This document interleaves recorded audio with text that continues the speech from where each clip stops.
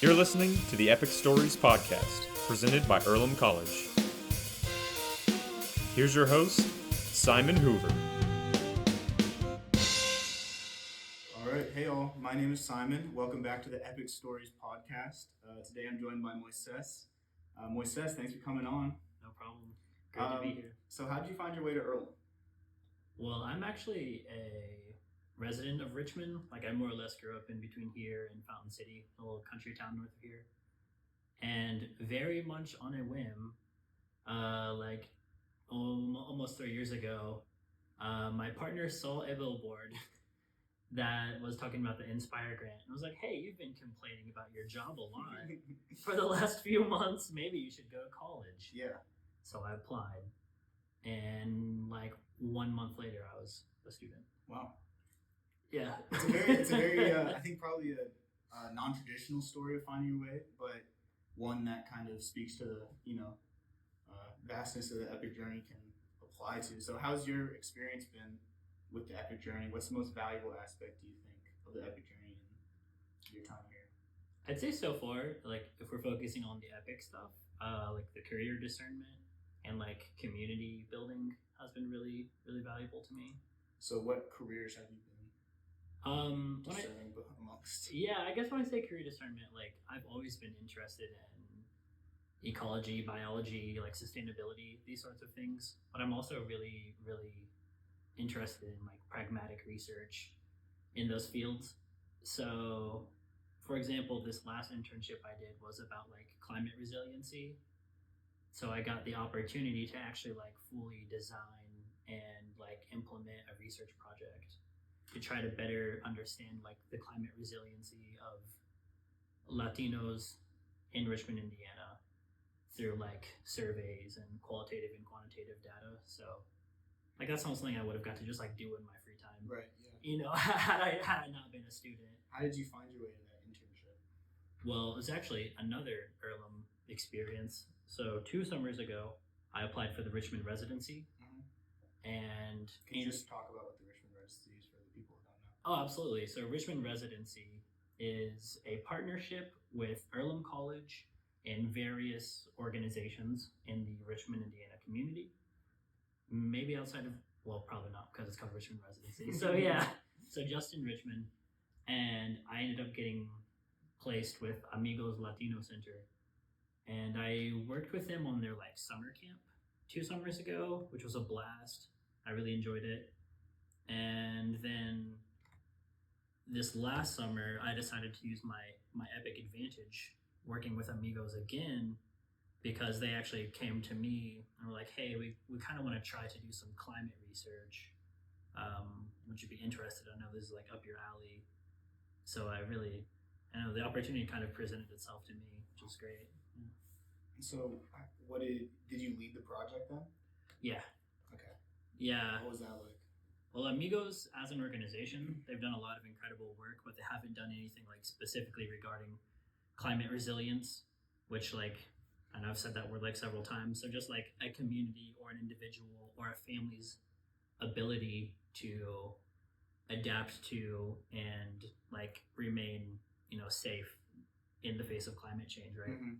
So of course I'm an undergraduate student, so it was also my first time doing research. Right, yeah. So there were a lot of challenges, mainly just making sure I developed a sound research project, because there's various frameworks that people do research in, and your research needs to like fall within one of these frameworks for it to be valuable and for it to be able to, because the point of research is to communicate with other people, right, and to like improve other people's lives and understandings, or at least for me. So that was the biggest challenge, was just making sure I made a good research project and a good study design.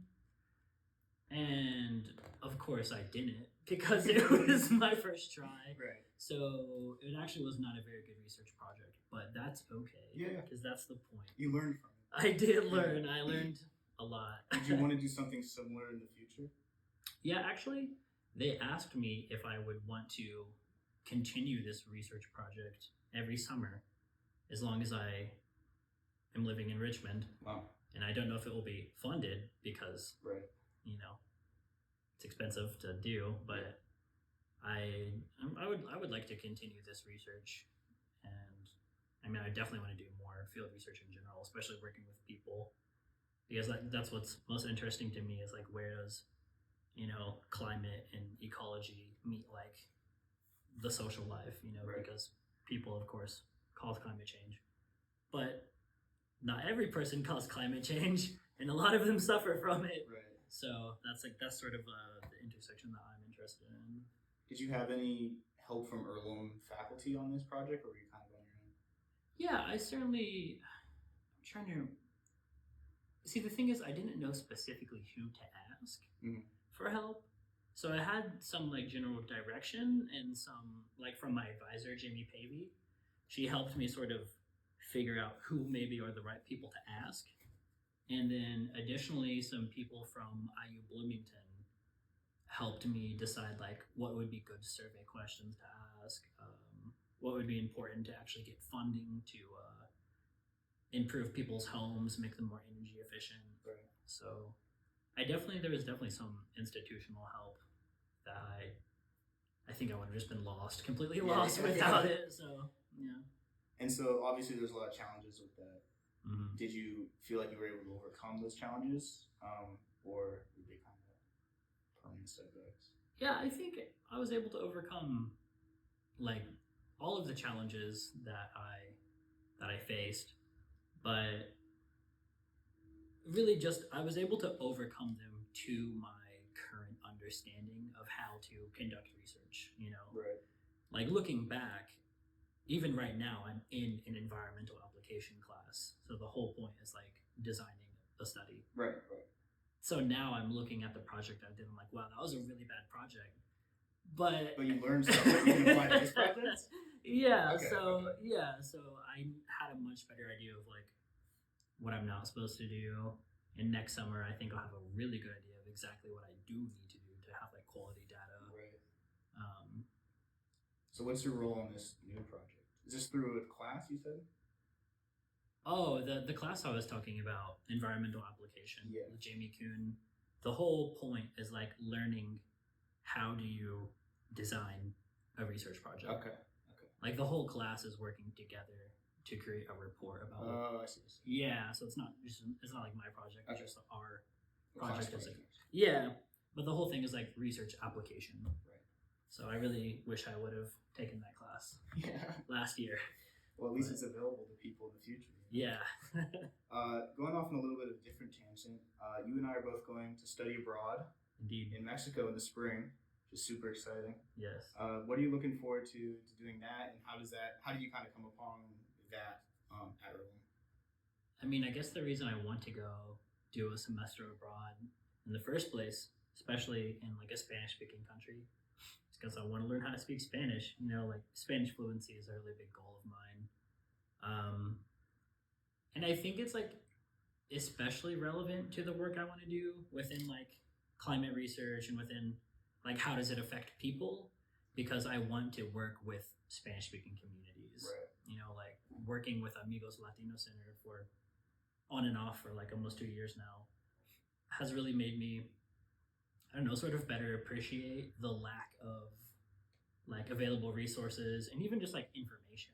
There's a big gap in between like what information is being provided to English speakers and like is there outreach and like quality translations for everyone else, So that's like a big reason why I want to go for a semester abroad in Mexico, is just to kind of see like how are other people approaching this kind of research, and also hopefully I'll come back like semi-fluent in Spanish. That is cool of mine as well. Kind of going back though, you said in that your goal is to do this within the Spanish-speaking community in Richmond. Is it in Richmond that you want to focus, or would you be going outside as well?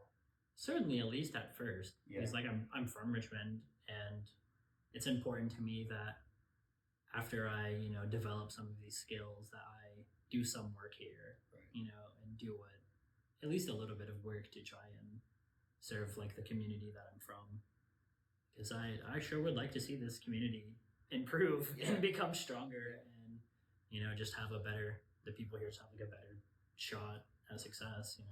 How do people prepare for climate catastrophes that could happen, or just changes in general?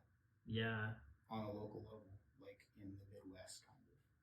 Yeah, there's a lot of different ways, and it depends. Like all great scientific questions, it depends, right? Yeah. So, kind of the work that I was looking at,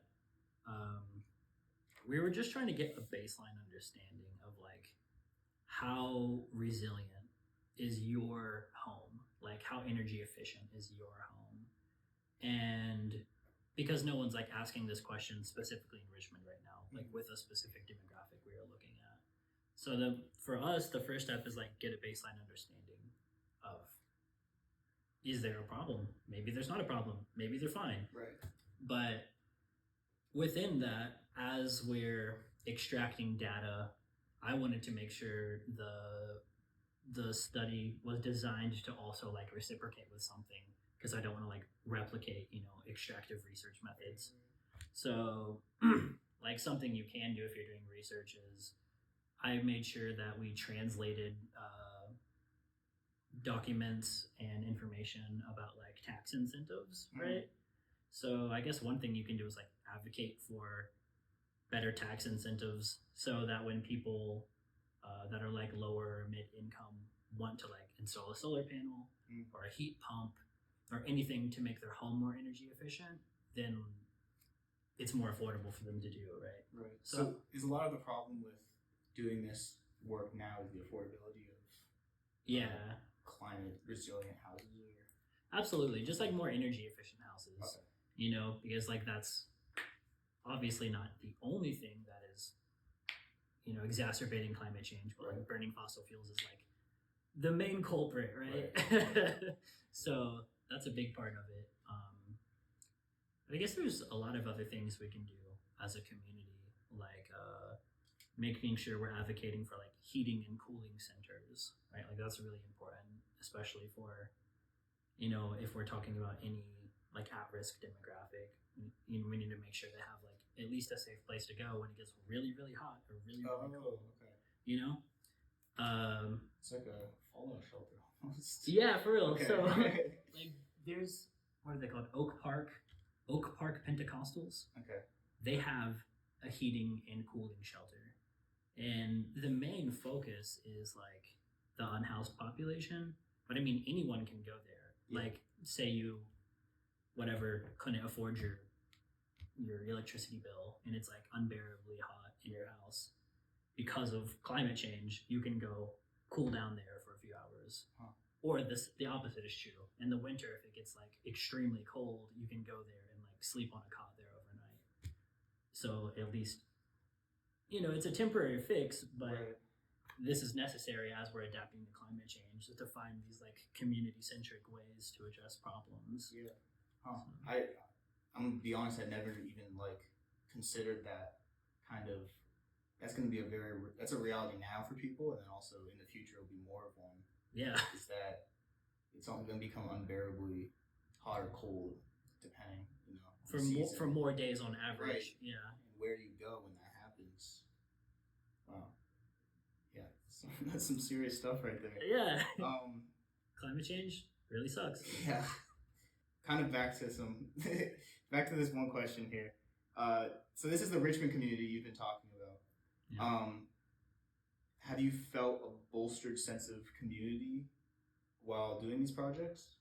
I'd say for me personally, like obviously I don't know how the people who are interacting with me feel, but I feel a stronger sense of community because I'm really getting, even though I'm from Richmond, I'm getting to interact with my community in a new and meaningful way, right? Mm-hmm. Like it's not just leisure or work, just going to work and making friends with people there. Which like leisure is great, but it's really, I don't know, it's really meaningful for me to get to just like meet more of my community members and learn about their lives and see like the cool stuff that they're doing and learning about their goals. Like especially when I used my Epic last summer, I did this research project But in addition, I also helped with the Amigos Youth Summer Camp. So I got to hang out with a bunch of kids for like 2 weeks, and that was really, really fun. Yeah. And I don't know, just getting to like meet them and their families, and I don't know, it's just important. Just important to to get to know your neighbors, right? Have you taken part in any of the like Earlham? Or I'm not sure if they're directly through Earlham, but I know Jimmy's doing. Jimmy Freiberger is doing a kind of similar door to door. He's talking about housing, I believe. Oh yeah. But kind of these other Earlham community involvement groups. Yeah, Jimmy's doing something on housing insecurity. Yeah. Because a few years ago, Richmond dissolved our human rights, human rights board, I think is what they're called, or human rights. That doesn't sound good. Yeah, it's like seems like a pretty bad decision. And one of the, I think, goals of that housing security, that's the word I was looking for, is to try to like reinstate that human rights commission. Okay. That's the word I was looking for, a commission. But I mean, I haven't really played any sort of major role in that, no. Yeah. But I definitely am glad that he's doing that work. For sure. What about other Earlham groups? Have you been a part of other Earlham groups here, and what has your time like been there? Oh yeah, I guess the other main Earlham centric thing I've been involved with is the bike co-op. Okay. Yeah, so I need to use that more. It's a really good service. I just kind of remembered it the other day. I walked past public safety and I saw the bikes there.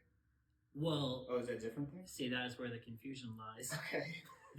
So, Earlham, and I think the biology department funds, or maybe the sustainability department. You'll have to fact check me on that. But someone funds the bike share, which is like, it's a student job. You can apply to go fix the bikes and service the bikes. And then any student can check those bikes out for a day, free of charge. But then there's also the bike co-op, which is a student club, not a job. Anyone is welcome to join. And it's basically just like a bike shop. It's in a garage behind Cunningham, behind CC, whatever direction that is. And yeah, we plan like group rides. Oh, okay. Yeah, we go on bike rides like every other weekend. I have a little bike library in there of bikes that I have fixed over the years and brought in, and I just like let people check them out. Like more long term, because pub safe, like I'm really glad that they're doing the day checkout thing. Mm-hmm. But like sometimes you just need a bike for a week or like a month or whatever. So you basically tell me how long you want to borrow the bike, and I check it out to you like a book. You bring it back when you're done. You can check it back out if you need to. We also do like bicycle repairs. I don't know. I just love goofing around with bicycles. So nice. Yeah. Kind of wrapping up here. For incoming students, what advice would you give about getting involved in activities and groups at Earlham and kind of dealing with it seems a lot of people have been talking about the kind of overwhelming initial kind of entrance. So how do you deal with that? And then what advice would you give for finding your way through the whole epic journey? Yeah, that's a big question. We're looking at you. We're looking at you, new students. I don't know. It is really overwhelming because there's like 1,000 clubs at Earlham. Right. And like, it's like just as many clubs as students here, it seems like. So I'd say as far as like clubs, just like get in there and try it. Anything that sounds interesting, try it. But I would say also try to not overcommit yourself. Yeah. I know those things are contradictory advice, but it's like really, really easy to be a chronically overcommitted Earlham student. Yes. So very true. So like do the fun stuff, make your friends, do whatever it is you're interested in, whether it's bikes or otherwise. But I don't know, try to save like one afternoon every week for you to just sit there and like stare at a tree or something. Yeah. Something healing for your heart. Absolutely. As far as like the epic stuff, the more serious note, like the epic advantage is literally like a build your own paid internship program. Yeah. You get to completely design it. Obviously, like you have to submit it and the school has to approve it, but it's your thing. You get to design it. So I would say make sure you choose something that you're actually interested in. Mm-hmm. Don't just like, blow it because you don't feel like working that summer and just choose like some cakewalk internship that you don't care about. Yeah. As tempting as it is. I would say just try to make sure you choose something that you actually think is going to be interesting. It might be helpful for you to decide what career direction you want to go in or educational direction, because like we're at a liberal arts college, so you can kind of like the first couple of years you can really pivot if you certainly realize that there's something you're passionate about. I've been through like 3 degrees. Exactly. Yeah, talk to a career coach. Yeah. Did you talk to a career coach? I did. I talked to Corey. Okay. So there's career coaches in like every discipline, right? Every like distinct discipline. So talk to them, talk to your advisor. They've all been here much longer than us as undergraduate students. So yeah, get advice, ask questions, take advantage of like every, internship, paid internship opportunity that that you can get your hands on, because like why not? Yeah, absolutely. That's great. Listen to them, guys. All right. Thank you all so much for listening. This has been Moises. Do you have any sign off you want to say? Nope, I'm good. All right. Thank you, guys.